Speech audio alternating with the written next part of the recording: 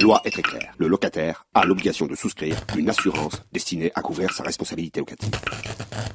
Elle doit concerner les risques d'incendie, d'explosion et de dégâts des eaux.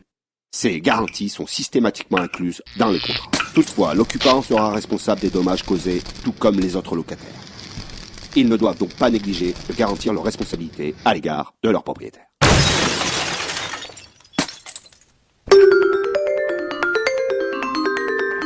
Bien, calculons le coût d'une assurance multirisque habitation. Eh bien, il faut calculer au plus juste la valeur de vos biens. Exemple, cette machine à laver de linge.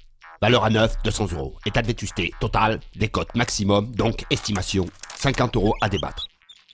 Et n'oubliez pas surtout que certains objets sont soumis à un indice de vétusté qui leur font perdre beaucoup de valeur chaque année, à l'image de l'électroménager, de l'image et du son, comme cette télévision.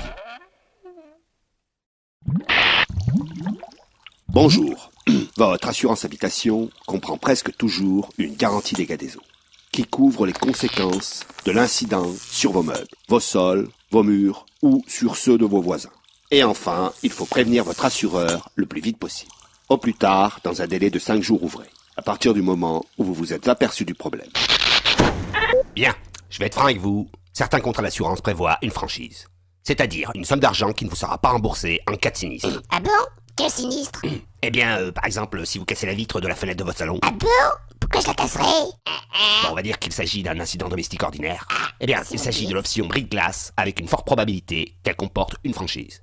Admettons pour cela que les frais de réparation de la vitre s'élèvent à 300 €. Et ça fait cher pour une vitre. Ouais, en même temps, une vitre, ça coûte cher, hein. Je continue. Que ma police d'assurance prévoit une franchise de 250 €.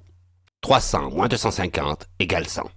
Voilà, si je peux me permettre, j'ai une petite erreur dans votre calcul que je vais rectifier tout de suite. Si je fais 300 moins 250, 0, je retiens 1, j'additionne 5, 5 moins 1, 3 divisé par 0, vous êtes sûr qu'on peut pas la faire réparer pour moins cher, cette vitre? En même temps, c'est un exemple.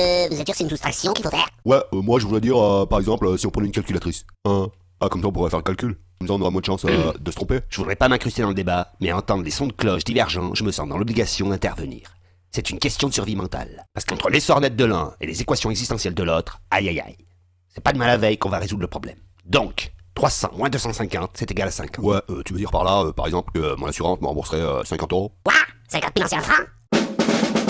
Bonjour, je viens faire réviser mon assurance là parce que je viens d'acheter un Picasso. Vous l'avez assuré chez nous, votre auto? Non, c'est un Picasso. C'est un 7 places? Non, c'est un Picasso quoi. Un tableau. Bien, elle est quelle année? Non, c'est le Picasso là, c'est le tableau quoi. C'est le tableau avec le cadre auto.